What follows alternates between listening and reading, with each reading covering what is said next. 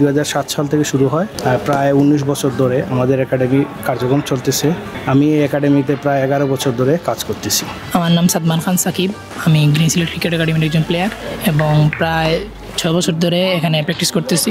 আমি কোম্পানিগঞ্জ উপজেলা থেকে এখানে এসে প্র্যাকটিস করি। আমার 2 বছর হবে। আমার পজিশন মানে আমি উইকেট কিপার। আমি একজন রাইট আর্ম ফাস্ট বোলার। আমি 13 বছর বয়স থেকে আছি।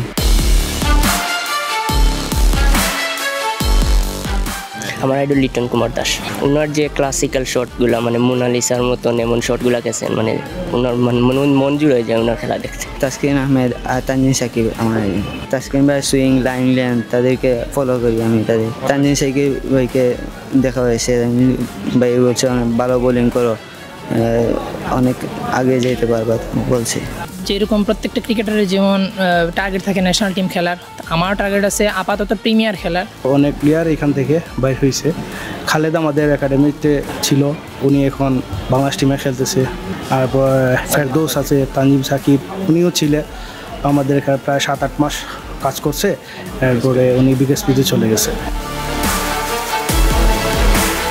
বৃষ্টির দিনে আমাদের ম্যাচ হয় না, প্র্যাকটিসও হয় না, কিন্তু স্যাররা আমাদের ওই জায়গাটা বের করে আমাদেরকে অনেক সহযোগিতা করে। এই জন্য আমরা মানে কিছুটা ইমপ্রুভ করতে পারতেছি। নেদারল্যান্ডসে বোলিং করছি 2 দিন, বাংলাদেশে করছি, বাংলাদেশের লিটনকে বোলিং করছি, সৌম্য সরকারকে বোলিং করছি, তাদেরকে বোলিং করে অনেক কিছু শিখছি আমি। এনসিএল বা বাংলাদেশ টিমের যে সময় প্র্যাকটিস থাকে, ক্যাম্প থাকে, এই সময় যাই অনেক ভুলগুলো আমাদের দেখিয়ে দেন।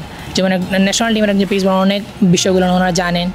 আমাদের জন্য অনেক বড় একটা প্লাস পয়েন্ট যে আমাদের বাংলাদেশ সিলেট থেকে যে এত পেস বোলার বের হয়েছে এবং আমাদের জন্য আর কি অনেক বড় একটা পাওনা এটা। দেখুন, পেস বোলার একটু জায়গা হলে আসলে কাজ করা যায়, কিন্তু ব্যাটসম্যানের তো একটু জায়গায় অবশ্যই লাগে।